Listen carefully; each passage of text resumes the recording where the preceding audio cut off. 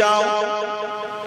আম্মা হযরত আয়েশা সিদ্দিকা রাদিয়াল্লাহু তাআলা আনহাকে জিজ্ঞাসা করা হয়েছিল, এ আম্মা জান, আমার রাসূলকে নিয়ে কিছু আমাদেরকে শোনান।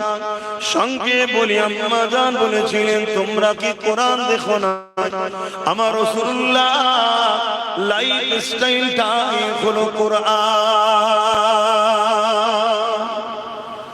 কানা খুলুকুল্লাহু কোরআন। মুসলমান ঘরের ছেলেমেয়েরা, তরুণেরা, আমার নবী পাকের নিজের হৃদয়ে রাখুন, যাদের দিনে রাসূল থাকবে তারা কত সম্মানিত হবে শুনুন।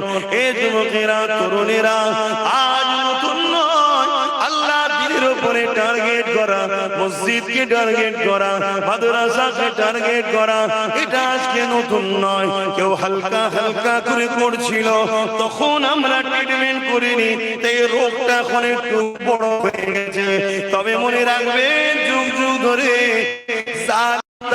সন্ত্রাসেরা হক নবীদের উপরে, ইসলামের উপরে, মানবতা, সভ্যতা, ধর্মের উপরে, আল্লাহর ঘরের উপরে, মসজিদ, মাদ্রাসা, কোরআনের উপরে বারবার আঘাত দিয়েছে।